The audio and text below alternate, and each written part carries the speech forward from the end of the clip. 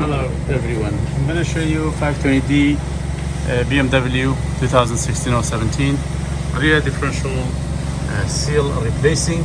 So what you need to do, you need to open the prop shaft first, because that bolt is tightening up.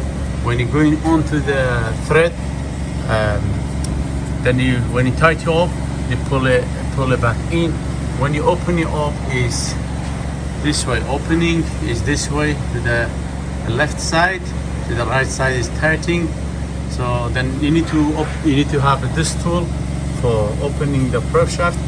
And best thing to do, you don't need the tool for here. The best thing to do, somebody sit in the car, try to press the brake for you, or put the stick onto between the seat and the brake. Then you can hold that one to push it down to open this way. Anyway, thank you very much. Good luck.